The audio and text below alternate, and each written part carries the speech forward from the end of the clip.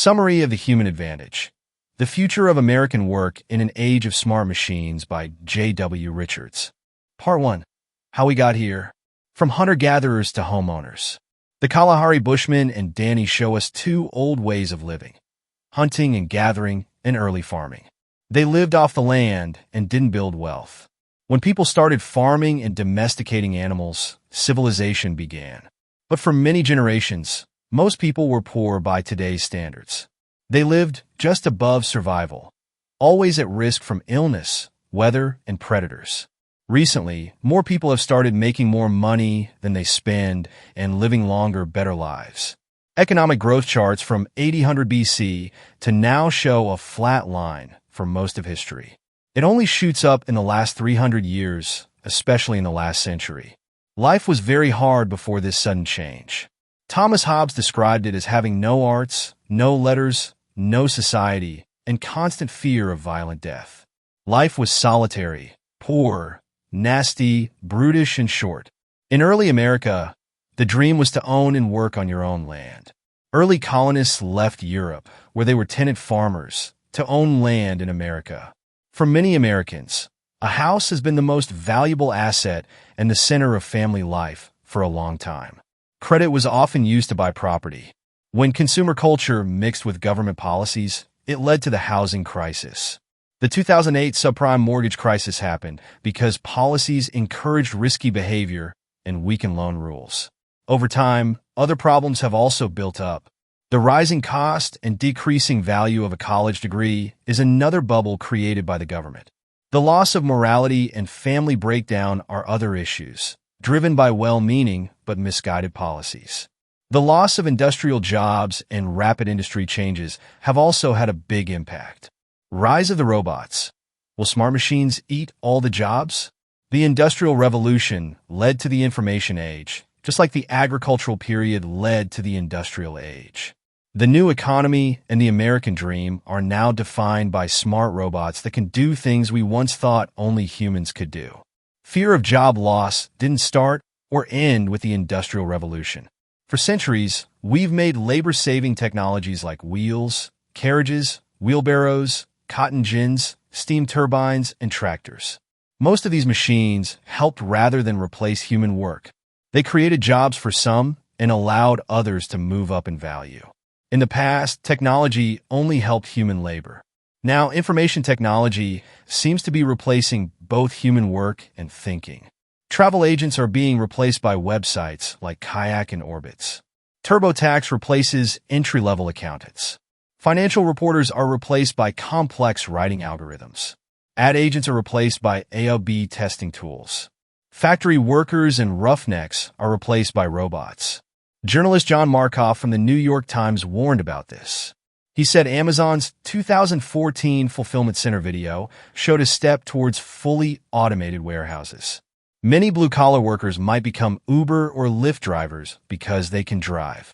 It's not a bad job, but it's not long-term. Self-driving cars will eventually replace Uber and Lyft drivers, disrupting the limo and taxi businesses. Semi-autonomous long-haul trucks will fill highways before self-driving cars take over city streets. If you think your job can't be automated, think again. Watson, like a medical professional, can ask questions about patients and get feedback from doctors. It can track millions of papers in PubMed, including new research, unlike a real doctor. It can assess symptoms of over 10,000 diseases in seconds. It can also find patterns in millions of MRIs, CAT scans, and X-rays from diagnosed patients. Any job that involves a lot of data and can be simplified to a set of rules will disappear quietly. We need to develop qualities like the courage to fail and learn from mistakes, the ability to serve and work with others, and express our creativity. We must focus on what makes us human, our competitive advantage, and what no computer can replace. Part 2. Rebuilding a culture of virtue. The human difference, what only we can do. What jobs will be left for humans if computers can do everything? The answer isn't about technology or changing human nature. It's about something that might seem old-fashioned, but will be very important in the future: human virtue. First, we need to understand what virtue is and get rid of the idea that we can't change. If you believe you can't improve, you won't try. But if you think you can succeed, you're more likely to try. Research by Dweck shows that a growth mindset can be taught. Even if you've always had a fixed mindset, you can choose to adopt a growth mindset now. But you'll need to practice it. The future will value 5 qualities of happy and fulfilled people, which match the needs of the digital economy. These are the key traits of the new American dream. 1. Courage, willingness to take risks and fail. 2. Anti-fragility, ability to learn from failure and tough times. 3. Altruism, acting in the best interests of others. 4. Collaboration, working and learning with others. 5. Creative freedom, mastering skills to create value for others. Fear not, courage in an age of disruption. Failure is common in new businesses, especially during tough economic times. Many people lose hope, thinking the future is doomed or the system is unfair, and give up at the first sign of failure. Brad Morgan took risks despite facing possible failure. He tried what experts said couldn't be done. That's bravery. It's not about not being afraid, but about taking risks despite fear. John Wayne said, "Courage is being scared to death, but saddling up anyway." Unfortunately, courage seems rare these days. The greatest generation faced a depression and a world-threatening war, which made them struggle, save, work hard, and fight. Today, a well-meaning safety net has become a trap for many, creating a different kind of poverty. We don't need another world war or to remove all safety nets to regain our bravery. We need to nurture courage as a virtue. It's better if we can agree on policies that encourage daring rather than punish it. To achieve excellence, we should be ready to risk failure in whatever we do. Keep growing. Anti-fragility in an age of exponential change. We can't avoid mistakes because we can only act in the present and can't predict the future. Even if we create something new, we might not know how to use it. That's why it's important to keep going when things get tough. If you do it well, you can turn challenges into knowledge. Clara Shih, the CEO of Hearsay Social, says, "It's not failure, it's data." But recently, we've been doing the opposite. Social psychologist Jonathan Haidt says we teach our kids to be fragile. Spoiled by lenient parents and taught in a victimhood culture, many people think they are victims. Some people are genuinely hurt by others, but for most, victimization is an illusion. The grit of Americans from the Great Depression and World War II has been replaced by sensitive young adults who want counseling and safe spaces if they feel offended. If you focus on grievances, real or imagined, you'll be crippled instead of learning from life. Scott Adams shows that anti-fragile people have endurance. Psychologist Angela Duckworth calls this grit. Like Carol Dweck in her book Mindset, Duckworth found that people who keep going, learn from mistakes, and don't give up easily are more likely to succeed. Most future jobs don't exist yet, so you can't specialize in them. Technical skills are important and can be learned cheaply. Degrees in science, engineering, or business are still valuable. To avoid struggling, don't take on too much student debt. Get good grades at a great university. Graduate with a degree in a high-demand field like computer science. Be open to new jobs and new places. Some people generalize too much, while others specialize too narrowly.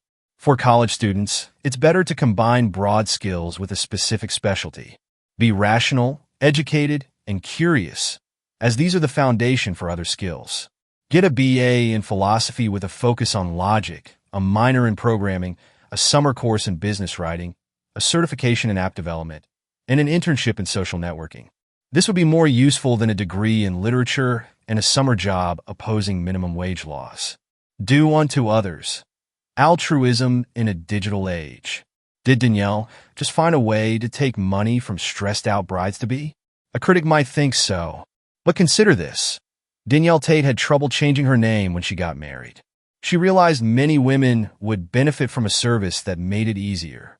So, she turned her frustration into a helpful service. These women pay $30 for a service worth at least $30 to them. Calling this greed is silly. MissNowMisses.com is a win-win situation. Tate's story is like most successful business stories. They succeed not because they are greedy, but because they see people's needs, take risks to meet those needs, and learn from their successes and failures. Entrepreneurs save money instead of spending it all. They take risks with their savings, creating stability for others who get jobs as a result. Forget the idea of the selfish capitalist. Embrace this kind of charity to achieve the new American dream. Today's safest jobs are for people persons. Managers, sales reps, physical therapists, fundraisers, preachers, and counselors are jobs robots won't replace soon. The best way to show you care about others is to be genuinely interested in them. No one is an island. Collaboration in a hyper-connected age. James Surowiecki explains that a large, diverse group of amateurs can guess the number of jelly beans in a jar or answer questions from Who Wants to Be a Millionaire better than a small group of experts. He discusses this in his 2005 book, The Wisdom of Crowds. If you ask enough people how many beans are in a jar and average their guesses, it will be very close to the right answer. Google is the best example of using crowd knowledge. Larry Page created a great method, but if he had only a few people and a small part of the internet, Google's search engine wouldn't have been as effective. This shows how things like beehives, public transport, and insurance get better as more people use them. People have always worked together. Even geniuses like Isaac Newton relied on others. Newton used Johannes Kepler's findings to create his laws of planetary motion. He said, "If I have seen farther, it is by standing on the shoulders of giants." Airbnb and similar companies do for space what Uber and Lyft do for cars. Connect people with space to rent. These peer-to-peer networks make four things possible. 1. They turn underused, expensive items into money-making assets. 2. They create a trust protocol or digital trust system. Few of us would rent our homes or travel with strangers without these systems. Now it happens millions of times daily. 3. They allow hundreds or thousands of small businesses to operate. 4. They have low barriers to entry. Today's popular products succeed because they let people share and interact creatively. Platforms that turn customers into contributors tend to do very well. The new American dream, sharing and creating value, belongs to collaborators. Collaboration is linked to modesty, rationality, and compassion. Ayn Rand portrayed entrepreneurs as lone individuals who advance without caring about others. This reflects the American myth of the lone libertarian. But it's just a myth. Most people who traveled west were families, not lone cowboys. Even cowboys worked in teams. Be fruitful. Creative freedom in an age of ever more information. In a nutshell, this is why robots will never completely replace human work. We cherish the fact that some items are handcrafted, that the supply is limited, and that each one is unique. As manpower has grown more scarce, it has become an output rather than an input for some things. The proof is that we are willing to pay more for variable and handcrafted goods than for standardized and machine-made goods. Such items will continue to exist in the future. They'll have a far larger market. Those who can find methods to add value in these areas will be successful. Etsy, by whatever name, demonstrates how technology can substantially grow the market for handcrafted and artisanal items rather than kill it. Amy LaRocca notes in New York Magazine, "Some people like to make things, other people like to buy things that others have made. And now, thanks to the internet, these people could be brought seamlessly together. Meet Ms. Global, Mr. Local." Etsy connects small craftsmen to a worldwide market, 1.6 million vendors, and 24 million consumers in 2016. It also essentially eliminates their startup costs. Etsy receives 20 cents for each item posted, plus a 3.5% share on all sales. A mass-produced traditional male suit will be substantially less expensive than a custom suit with every swath suited to one guy's body for the same reason. The trade-off would be that the ordinary man's factory-made suits will be proportioned to the market's congested middle section, and not its ever-narrowing long tails. The center of the curve will be standardized, while the tails will become longer. However, according to what we now know, two safe bets are: there will be considerably more small-scale production on the periphery for an increasing number of specialized industries. The distance between innovator and entrepreneur will narrow. This will enable many more people in far more areas to manufacture physical items for use, sale, and enjoyment, in addition to digital information. Our new economy and the third American dream are designed to benefit people who practice creative freedom. True freedom necessitates the virtue of self-mastery. They will only be fully free to play the piano with such self-disciplined mental and physical limitations. Only then would they be able to express themselves freely. Considering the struggles ahead, which we'll go over in depth in the following section, we have considerably more options for earning a livelihood than we could ever investigate in a lifetime. You may now study practically any topic from the comfort of your own home. And there has never been a time when there are so many different things to learn now. Tomorrow, the following day, and then the next day, there will be more to accomplish and learn. Put bluntly, you must be prepared to confine yourself in the ideal ways that allow you to generate new value for yourself and others. That's why creative freedom is so valuable when it harnesses boldness, anti-fragility, and ingenuity. Part 3. How to pursue happiness. Blessed be happiness and how to pursue it. The American dream is about ordinary people having a better life. We all want to be happy, but we know happiness isn't guaranteed. What is this search for happiness? Is it a good thing? Ruth Whitman, a British writer, moved to California when her husband got a job at a software startup. After a few months, she noticed that Americans are obsessed with happiness, unlike Britons, and this obsession makes us sad. Focusing too much on happiness can backfire and make you anxious. Studies by Cal Berkeley psychologists support this. Whitman says, the more people aim for happiness, the less happy they were, and the more likely they were to feel dissatisfied and even depressed. The Declaration of Independence talks about the right to pursue happiness, not a right to happiness itself. The American founders wanted to protect this right, but focusing on personal happiness isn't the best way to achieve it. The American dream has always been about striving for something you can be proud of, not just attending workshops on how to be happy. It's about hard work and virtue. Economist and happiness expert Arthur Brooks says happiness can mean 3 things. Happy feelings that come and go. Overall happiness. Life's moral character. In his book, The Happiness Project, Brooks identifies 3 predictors of happiness: genes, events, and values. Some people have a higher baseline of happiness, just like some people are naturally more compassionate. Studies by University of Minnesota psychologists on identical twins show that up to 48% of our happiness comes from our parents. Brooks's other 2 predictors, events and values, include factors we can't control, like our birth and upbringing. Even the things we can control, like winning a game or buying a new car, only give us short bursts of happiness. Work is different. It stands out because it allows us to make money and can be a source of enjoyment. While money doesn't buy happiness, it does correlate with happiness at lower income levels. Unemployment is tough, especially at the bottom of the income scale. Brooks says, joblessness increases divorce and suicide rates and worsens diseases. Do you have your basic needs met? If so, great. This is crucial for happiness and survival, but it's not everything. To be truly happy, we need to meet others' needs and add value. To thrive in our new economy, we must develop important virtues. These values are likely to make us happy because they're the most important. Fight the good fight. Overcoming obstacles to the 3rd American dream. The main obstacles to the 3rd American dream are things that stop new job creation and the qualities that help us succeed. Red tape is one of these obstacles. Programs that create bad incentives are another.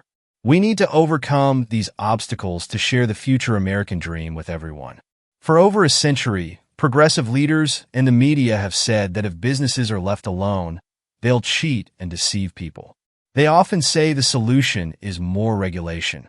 As a result, regulations have increased over the past century. Since 1975, the number of pages in the Code of Federal Regulations has grown from 65,000 to 180,000. What does this mean? If we want many small, new businesses to create jobs, we need fewer regulations so they can thrive. Avoiding bad programs like UBI. Most supporters of a universal basic income, UBI, want to add it to the current system, not replace it. Martin Ford, for example, wrote Rise of the Robots to argue for UBI. If you already think UBI is a bad idea, you can skip this part. I believe UBI will weaken the values we need most, so we should avoid it. What if a program like this existed in the 18th century when farming was no longer an option for most Americans? Midwest farmers had fewer options than Americans today, who can find almost any information for free online. Some ex-farmers would have been happy to be paid to do nothing. How many of their descendants would now rely on the state? Better options. Does technology make us dumber over time? I don't think so. Clive Thompson's book Smarter Than You Think shows how computers and the internet can improve our brains and skills if we use them right. For example, they make education available to everyone and help us adapt to new jobs faster. Fast chess players using chess programs can learn unique skills. Working with network technology helps us work with people we've never met. Many people develop sharp listening and visual skills from using editing software. Thank you for listening. I hope this content is useful to you. If you like this kind of content, please like, share, and subscribe to our channel to support our team.